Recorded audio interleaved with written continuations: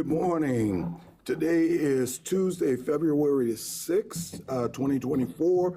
Welcome to the Senate Committee on Veterans Emergency Management, Federal and World Affairs. We have the agenda today is going to be light because we're just opening a few things that we have to take care of first, some housekeeping, and to begin with adopting committee rules. And with that, I am opening it would be a work session. It would be opening an organizational meeting. Okay, all right, there it is, opening an organizational meeting. And the purpose of the organizational meeting is to adopt the committee rules. And with that, Madam Vice Chair, do you have a motion, please? Mr. Chair, I move to adopt the proposed committee rules dated February 6th, 2024. Vice Chair Thatcher moves to adopt the proposed committee rules dated February 6, 2024. Is there a discussion to the motion? Seeing none. Are there any objections to the motion? Seeing none, the motion carries. Let the record reflect that Senator Woods is excused. Closing the informational meeting on the adoption of committee rules. And next we have a informational meeting. And Ms. Whitney, could you give us an overview of this informational meeting, please? Yes, thank you, Chair Manning, Vice Chair Thatcher, members of the committee. We are having an informational meeting on Senate Bill 1548, which is sponsored by our Senator Thatcher. And this bill, which may have a public hearing at a future date, in part, for the part of the state of Oregon in the Pacific time zone, it abolishes the 1 hour change of time in the spring and fall of each year and keeps that part of the state to the standard time zone year around. And so we will have some speakers that will just provide us some information on the overview and impacts of the daylight savings time. Okay. Excuse me. Thank you for that. And we have a slate of speakers lined up here. Okay, he's first. Okay, on the screen. All right, so on the screen, and remoting in, we have JP. He's the president of Safe Standard Time. Sir, if you would mind, identify yourself and then proceed with your testimony. Well, thank you. Yes, sir. Good morning, Chair. Good morning, committee members. Good morning, guests. My name is Mr. JP. I am the president of the nonprofit Safe Standard Time. I want to throw in that I'm also a software engineer. I'm an amateur astronomer. I'm the great-grandson of farmers, and all of those have led me to caring about what time is and how it's defined. If I go to the next slide, please. I wanted to give you an overview of the history of time from your point of view in Oregon. For millennia across the world, we originally defined time directly by where the sun is exactly positioned in the sky. That was our local solar time. As we got into the late 19th century, we started to learn how to travel and send messages more quickly, and that was causing some scheduling problems, especially with railroads. So in 1883, the United States instituted a railroad time, also known as permanent standard time.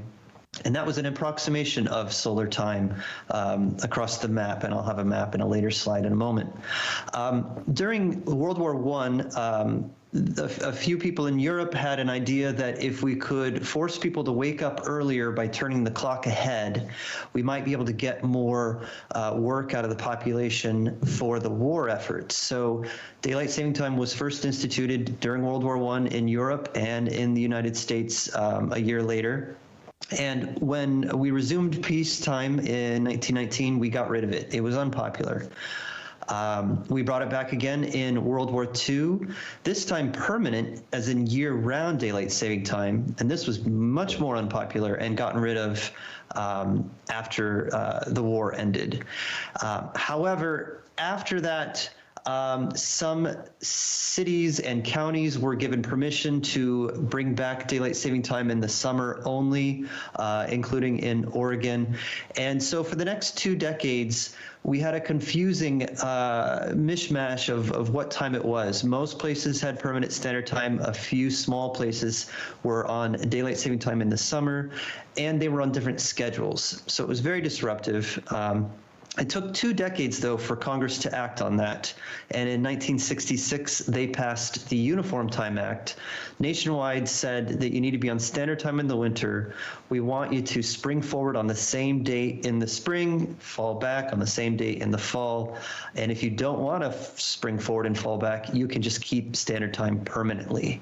Several states took that option, famously Arizona, also Hawaii, and a few others.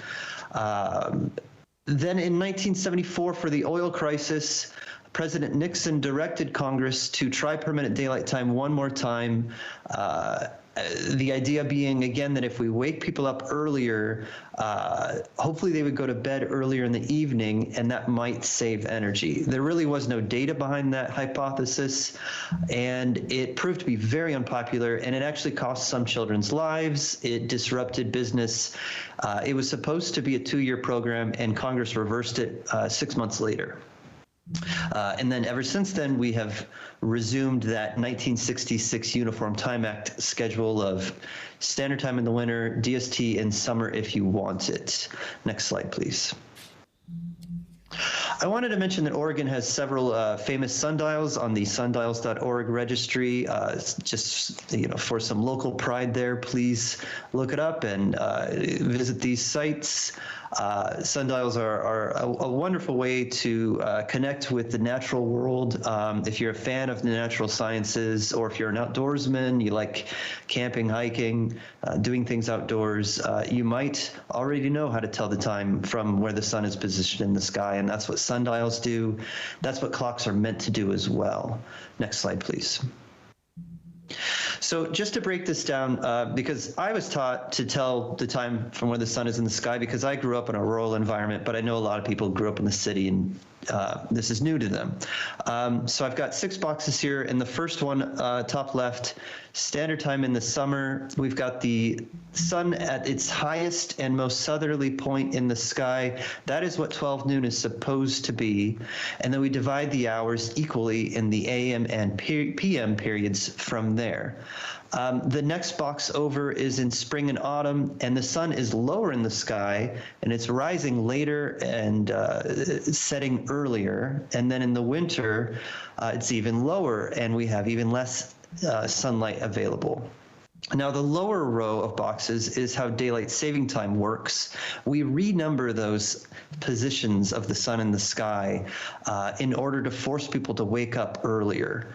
And this is not as harmful in the summer because there's already more daylight available on the bottom left. But on the bottom right in the winter, you would be forcing people to start their days before the sun even rises.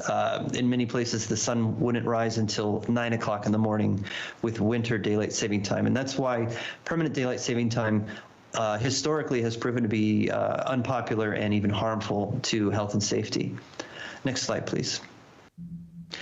This is just a quick little reminder that the Earth is tilted, and that's what makes the seasons happen. In the summer, on the upper left, the northern hemisphere is tilted toward the sun, and that gives us longer days. And in the winter on the right, we're tilted away from the sun, and that gives us the shorter days. And government is powerful, but not powerful enough to change the sun. Next slide, please. So standard time. Standard time, we decided in 1883 to divide the globe into 24 sort of orange slices, one for each hour of the day. So when you're in the middle of one of these slices, your standard time is perfectly aligned with your solar time. Now, if you're on the western edge, you're going to have later times, and if you're on the eastern edge, you're going to have earlier times. But ideally, it would be off by no more than 30 minutes, so it's close enough. It's good enough. And I've noted where Oregon fits into this, and there's a three-dimensional view on the left, and then a top view of the globe on the right. And many of these graphics are available on our website as well, safestandardtime.com. Next slide, please. So let's zoom in on the contiguous United States. On the left, I have a map of the standard time zones as they are currently defined. And you can see they're not perfect. A lot of the time zones, so within the brown straight lines, that's where we would have ideally the time zone boundaries. But there's been a lot of exceptions made for, well, if you're in a certain city, you want to be aligned with another city that's close by. And particularly in the US, because our population is mostly on the eastern coast. So you can see Ohio had to decide, are we going to be on Chicago time or New York time? And they chose New York time. Michigan was originally on Chicago time, but then they eventually moved to New York time. So a lot of these borders have been shifting, and it's not perfect, but it is certainly better than daylight saving time on the right. On the right, we pretend to be in an entirely different time zone, and this causes a lot of problems with health and safety that I believe the doctor speaking later can speak to. So we would prefer to be on permanent standard time as the map on the left is presented. Next slide, please. So here we have maps. On the top is standard time, also known as natural time. And on the left is the time of the latest sunrise, which occurs in early January. And this is what we have right now. The map below it shows what it would become if you were on permanent daylight saving time. You can see all the sunrise times are pushed later by an hour. So you'd have morning darkness, say in Salem, until 8:45 in late December and early to mid-January. So just kind of to give you a local picture of how permanent daylight time compares to permanent standard time. We would really prefer to stay with standard time, the upper maps. On the right is the number of days where the sun rises later than 8 in the morning. Currently with standard time in winter, that's very rare, but below that, permanent daylight time, it would make it much more common. Next slide, please. This is a picture from Washington, close to Oregon. I apologize, I don't have a picture from Oregon yet, but just kind of showing you from the ground a view of, on the right is standard time. That's what we currently use. And on the left would be what permanent daylight time would darken the morning to become. Next slide, please. Briefly, I want to mention that permanent daylight saving time was a big problem in 1974. You see a lot of headlines here talking about injuries and deaths. There was states asking for exemptions from the program, including Oregon. So we don't want to repeat this mistake of permanent daylight time. Next slide, please. There are many groups that support permanent standard time, and I've highlighted those that are in Oregon or in states that border Oregon. And you can see it's a variety of concerns for health, education, safety, and even journalists. And I apologize, it looks like the font got changed, but at the bottom it says more are visible at safestandardtime.com/endorsements. So please go to our website and have a look there for that. Next slide, please. And finally, the federal law supports permanent standard time, and it prohibits permanent daylight time. This is the Uniform Time Act, again, that was written in 1966. This is the law of the land for the last, oh gosh, is that 60 years ago now? Getting older. But I've highlighted here the portions saying, and it looks like the font got a little mixed up, I apologize for that, but saying that you have to advance on certain dates, or if you don't want to do that, you can opt out. And that's what this bill before you would seek to do for the Pacific time zone of your state. So it's supported by federal law. It's endorsed by many organizations for health, safety, education, and the economy. and it's supported by history. Many states across the country now are looking into permanent standard time. We have a bill in California that's coming up. We have several bills in the Midwest and in the East Coast.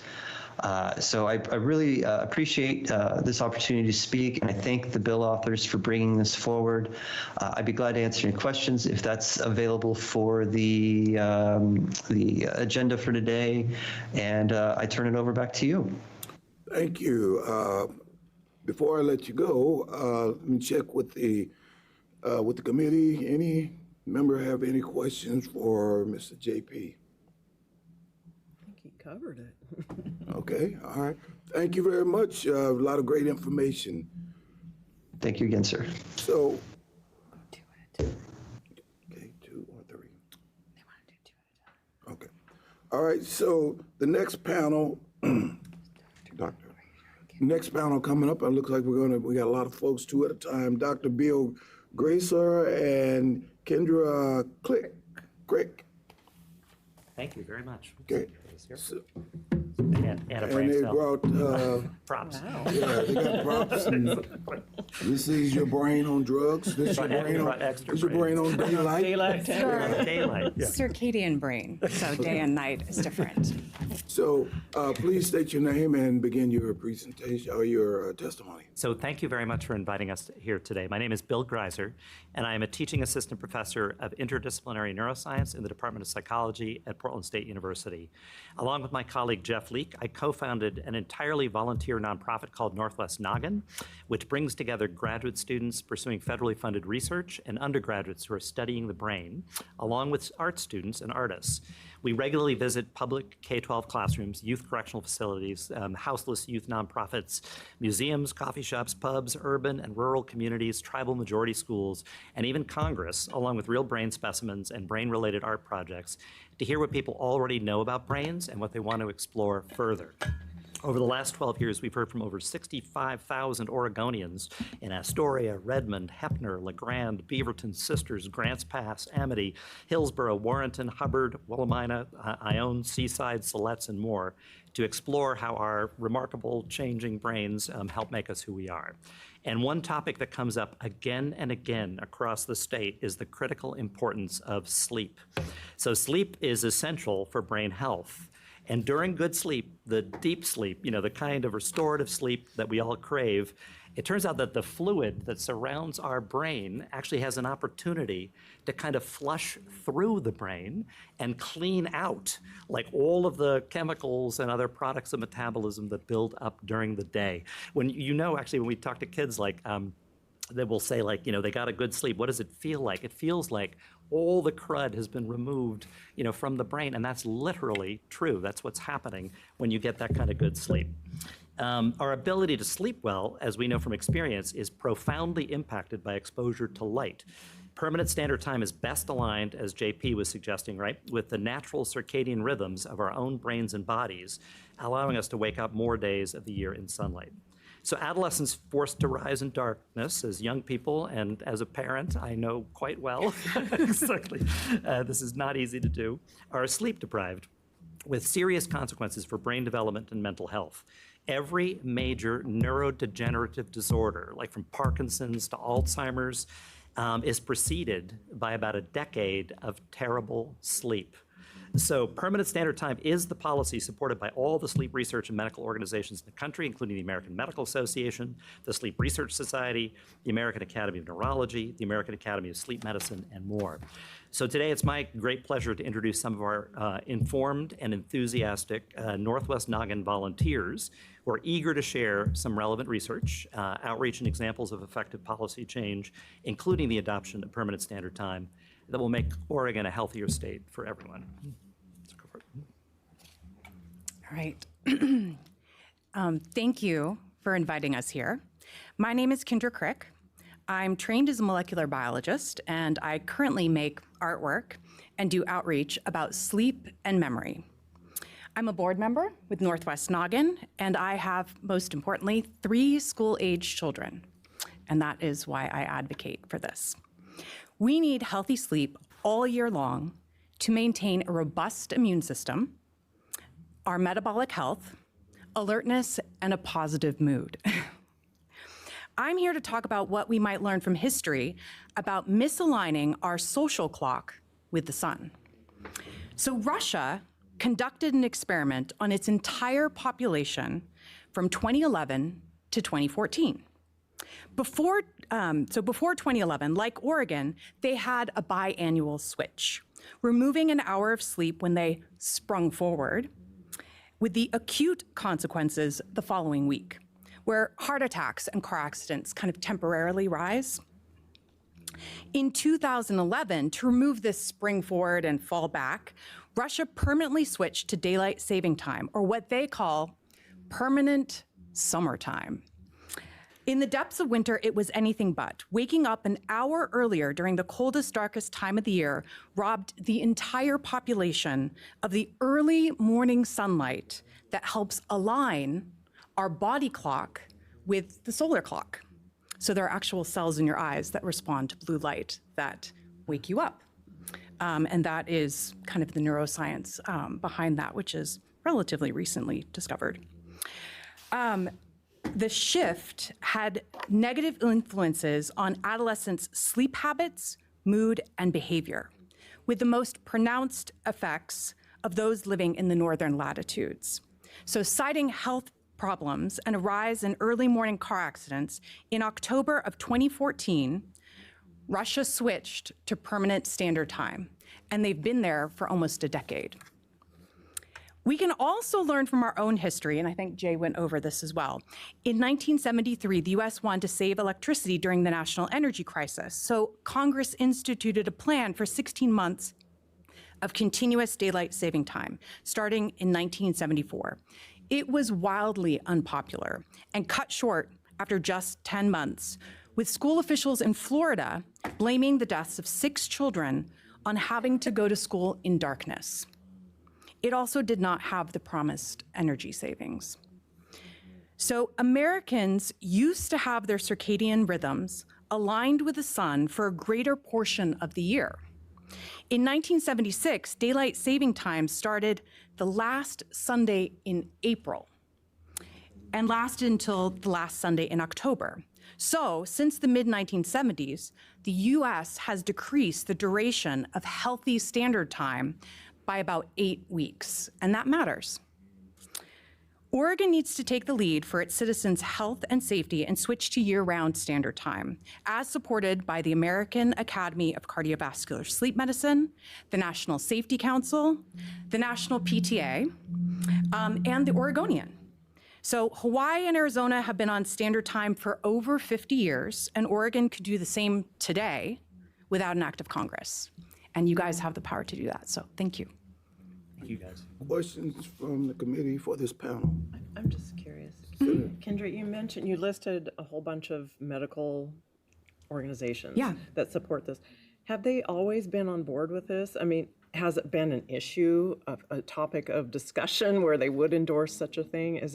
Or is it more recent? So I think my understanding of this, and hopefully Jay, you can help me out with this, is that when states started to be interested in going to permanent daylight saving time, that's when a lot of these organizations suddenly stood up and were like, wait, no, the wrong way. Yes, we want to get rid of the switch, but make sure to do so in a healthy way. So I know the American Academy of I think, Sleep Medicine, they most recently came out with a statement basically in response to the, what is the act called? The Save Sunshine Act. Like they immediately saw, oh, wait, this is a problem. And so now we have a stand. Also the research on like melanopsin. So this is a specific cell in your eyes that responds to blue light. That's actually recent.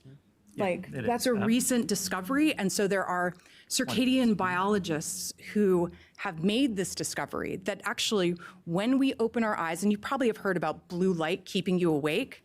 Well, what makes you awake? So when you open your eyes in the morning, you get this blue light, it hits something called the suprachiasmatic nucleus, and it starts your alertness. And so when you get early morning light, you are more alert. And then my daughter will tell me this, in the late summer when you have late sun, you're constantly being stimulated. So it's very hard for children to go to sleep in the summer because they have all of this flood of blue light. And so that actually kind of shorts the sleep as well. And sometimes they get it from their phone, video. But actually, the sun is much more powerful than any device that we have. So in terms of, even there's a temperature effect. So when the sun rises, we get warmth, and that kind of causes us to wake up.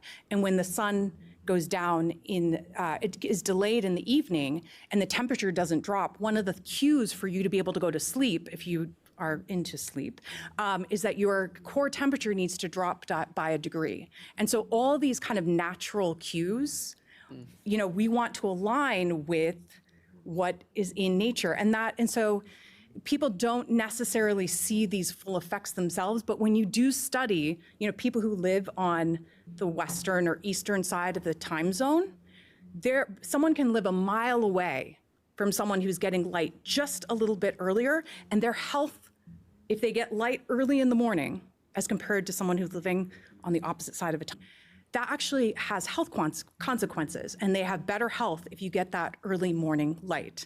And in Oregon, because we are so far north, we do have seasonal affective disorder and things like that. And what is the treatment for seasonal affective disorder? Light. That's right. So. Further questions? Thank you. Thank you Thank very you much. so much. Cheers. Next panel. Marc, Chenard, and Bolen. Okay, Marc, Chenard, and Ben Bolen.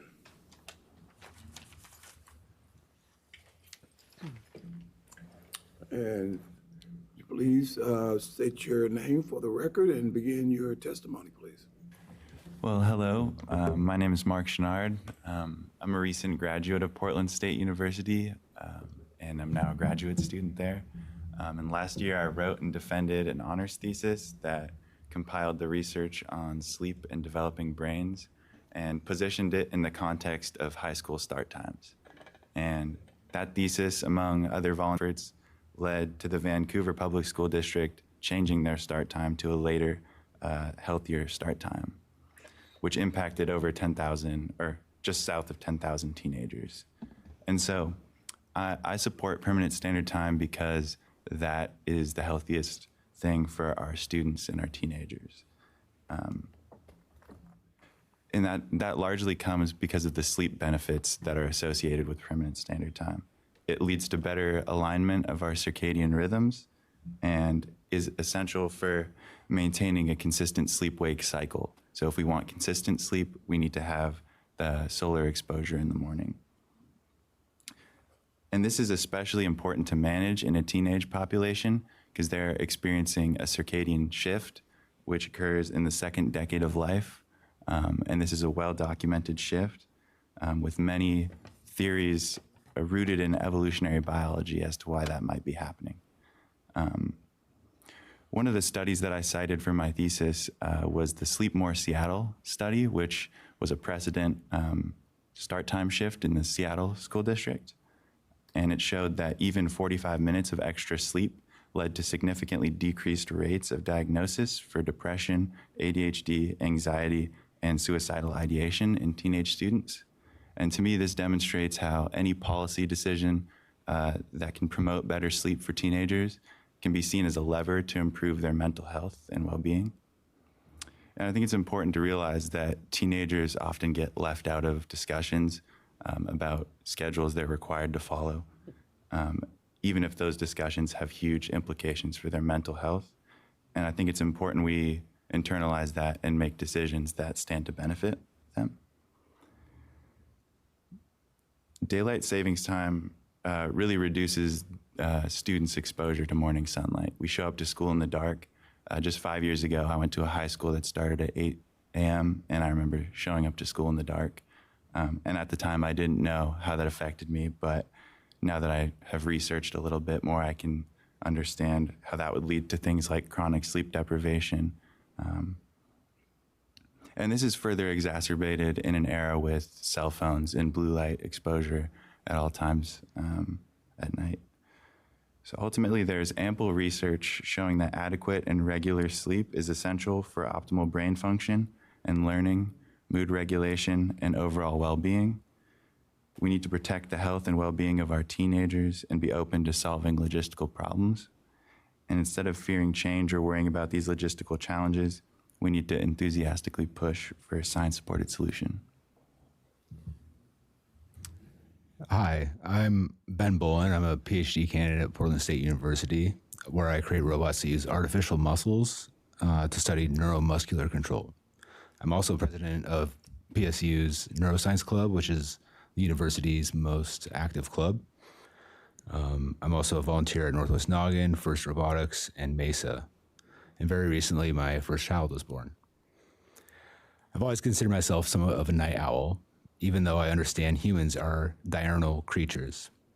I never really saw the purpose of changing between daylight savings time and standard time. But if you'd asked me a few months ago, my gut reaction would have been to switch to permanent daylight savings time. However, seeing my child's circadian rhythm develop and noticing the changes in myself as I've adjusted to his schedule, I do see and feel benefits of keeping standard time. But more than that anecdote, the evidence is clear. Evidence that you can see in a lot of studies. A lot of them are conveniently linked on JP's website. But the evidence is clear. Daylight savings time has a negative impacts on individual health and society, whereas keeping permanent standard time is better for us.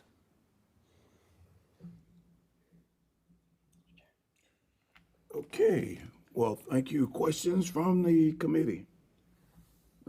Well, other than a comment, do you ever actually adjust to your newborn's schedule? No. I mean, hats off to you if you have, but I don't know. He calls the shots. Yeah, yeah. Okay, Thank you. further questions? Thank you very much for your testimony. Thank you. Next, we have Natalie, Robison, and Justin Benner.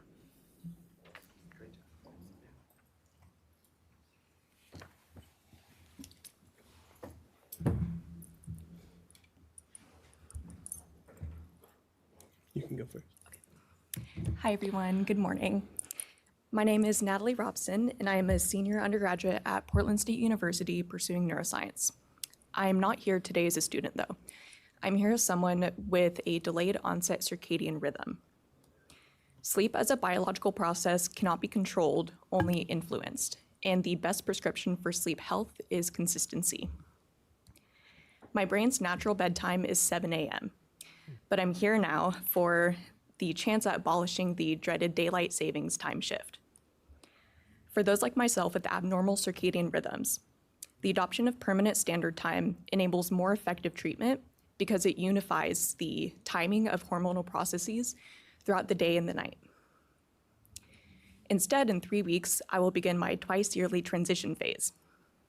I'll offset my schedule of light therapy and medications in small increments around the time change, at risk of weeks of reduced sleep quality and a struggle to maintain my performance as I prepare to graduate. I speak for adolescents who may naturally share my position in their development, yet who may lack the tools to address it.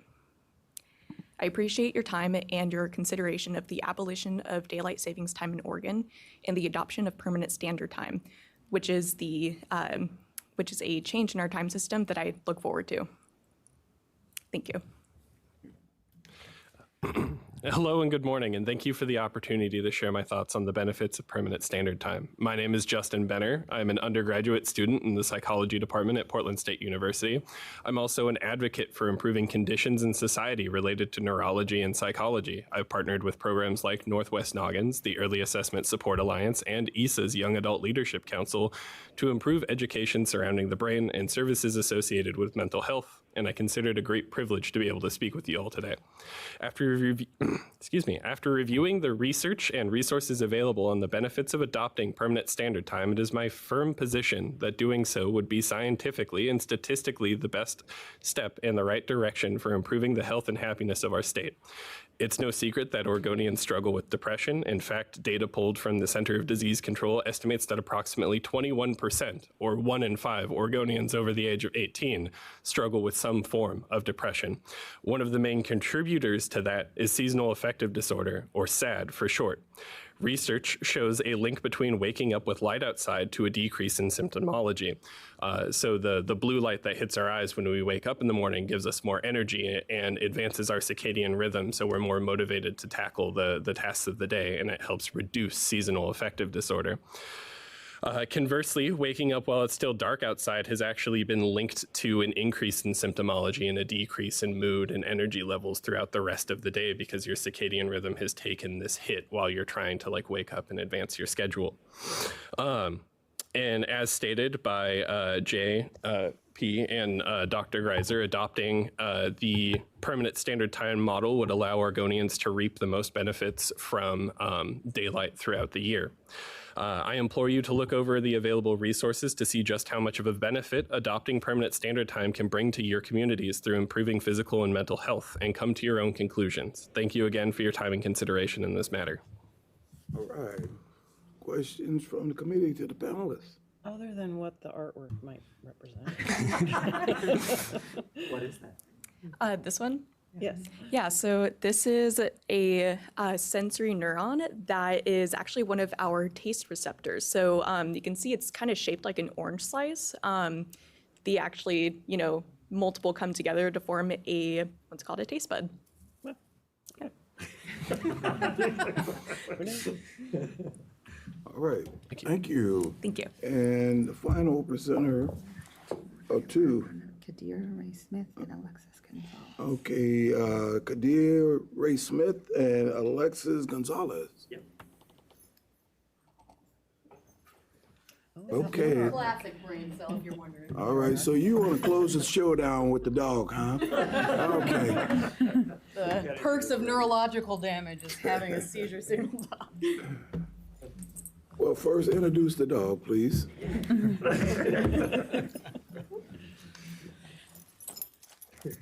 This is Rhodey, or Osito, little bear. So he's my seizure signal dog. I have very unusual case of long haul COVID, where I have seizures sporadically throughout every day.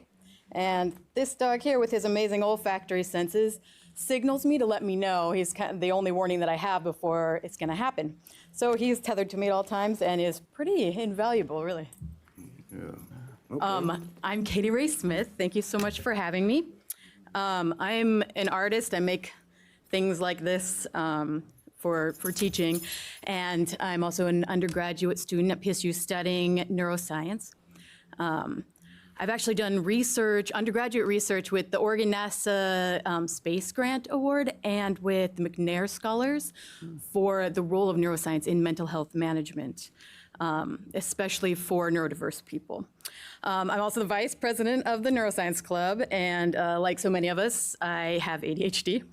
And for neurodiverse people like myself, any change in our daily routine is challenging, but especially regarding sleep, which is very vital for mental health management. We're heavily reliant on systems to function well, as our health and our sanity and the sanity of everyone around us, if you are close to neurodiverse people, can attest to. We are hinged on these daily regulations. So those of us with ADHD and autism are like stick shifts. So what's automated for other people is manual for us, and it requires constant regulation and know-how to keep us from stalling out. Changes to our sleep patterns are very difficult to adjust to and can exacerbate or kickstart depression and anxiety, which is so often comorbid with ADHD and autism. So yeah, makes the challenges that we go through every day just that much harder to deal with. So thank you very much for hearing me. Ladies and gentlemen of the committee, good morning. My name is Alexis Gonzalez. I am the communications officer for the Neuroscience Club and a political science major. So I have ADHD, and I have recently moved from Arizona to the great state of Oregon. Arizona, as you know, is one of 2 states without daylight savings time, along with Hawaii. And as such, the concept of daylight savings time is foreign to me, and the adjustment has been quite draining. This has been evidenced by physiological responses in my own body, responses I'm actually feeling at this moment, and just to this arbitrary time adjustment. And this adjustment has thrown several aspects of my personal life off balance, personally, professionally, and academically. Where I'm normally able to perform at peak efficiency in my work, turning in assignments consistently, being able to organize social gatherings in my own time with ease, it's now just profoundly difficult for me. And indeed, anecdotal reports that I've also received from friends and colleagues in the state of Arizona, in the state of California, in Oregon, and in Washington have also found one thing in common here. Time is overall valuable, and it's just very, very important for us to be able to keep our rhythms, our patterns in order. And there's more than that. A study out of the University of Washington has found an increase in vehicular collisions during the period of time that daylight savings is put into effect. So this is not just like a minor issue, it has real financial, personal health costs here.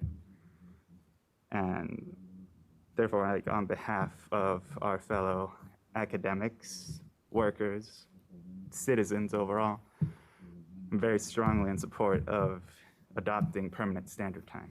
Thank you. Thank you. Questions from the committee to the panelists? None? Thank you very much for your testimony. Really appreciate it. We don't have anyone else. Well, I just have a couple comments, just to I kind was of going to come right to you. remind people where we're at in this. It was back in 2019, we did pass through the legislature permanent, not standard time, the other one, daylight saving time. And the goal at the time was to work with California and Washington as well. So we'd be, as a block, going to the U.S. Department of, gosh, I think it's labor, I don't remember. Anyway, the place in Washington, D.C. that would approve a time change. But then California never did follow through with it, I think mostly because of folks like you going, wait a minute, no, don't do this. But California's people passed a measure by a big majority, like 70 some odd percent, plus or minus, that said we want to ditch the switch, essentially. And it could go either way, either stay on standard time or go to daylight time. So now we're shifting gears. I'm working with people, legislators specifically, in Washington and Idaho. Nevada, I think, doesn't have a session this year. I don't remember. I think Jay knows. But they want to work on the same thing. And so hopefully we can coordinate this. There may be little, lapses, but I think it'll come together. If we make this leap, Oregon loves to be first in things. Well, we wouldn't be first because Arizona and Hawaii are over there. But as far as coming back into the fold of standard time, we would be first. So that's why this is being brought before you. If people still want to think about daylight time, if and when that ever happens, we can think about that. But I think for now, because it doesn't require an act of Congress, and I don't think we can count on that anytime soon, we could just make this decision and ditch the switch this way. Okay. So. Further comments from the committee? Senator, thank you. Thank you for bringing this forward. And we look forward. I'm assuming that the similar panel will be coming back again at a later date. Thank you, Chairman. Actually, even though it's only an informational, we can carry over. It's linked in OLIS through the bill number, and so the public, the invited speakers today is still in the record of the bill. So does that mean written testimony could be submitted now? They have submitted, not only from the invited speaker, so they have submitted written testimony, and that written testimony will track with the bill. Okay, thank you.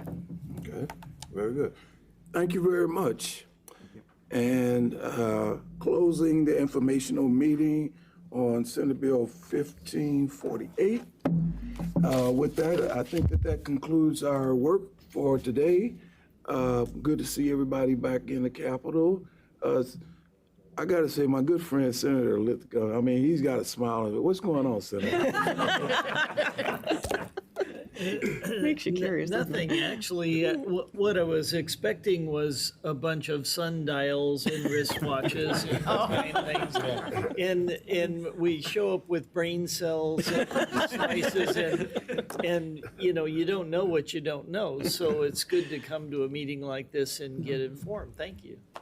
Yeah, I have to admit, I am an adjunct professor, so it's always good when academia comes to provide testimony and research as well for your doctoral candidates that are out there doing the work and those that are graduates and going into your graduate studies and things. I find it very informative. I feel like I'm back home in a university universe, so to speak. But thank you all again for your testimony. And I think with that, we are going to, next meeting is next Thursday. Yes, Thursday, yes. Information will be uploaded on OLIS or should be available now. Yes, thank you, Chair Manning. There is a agenda posted already for this Thursday. And it is, one moment, please. We're having public hearings on Senate Bill 1517, Senate Bill 1518, and Senate Bill 1531. All right, so we are short session, fast and furious, so everything is running very rapidly and stuff, and certainly we'll circle back to this one too. I think at that time you might want to just say something. You don't have to, though. It's good. I did say something. What are you talking about? Yeah, well, I'm talking about, you might want to go up there. But no, you can do it. Okay. Yeah, but you can do it from the guys. No, they'd covered it. Okay, all right. Thank you for being here. May we request a selfie with you guys? Sure. Let me end the meeting first, and then we'll do that. Senator Gorsuch, are you good? Absolutely. All right, I see you. I've never liked daylight saving time. So okay, I'm looking at. And my graduate work was at Portland State, so I have in urban studies. Oh, very cool. Yeah. So I see you over there smiling too. Everybody's smiling as well. Okay, with that, I am adjourning the Senate Committee on Veterans Emergency Management and Federal and World Affairs. We are adjourned. Awesome. We'll just wait here.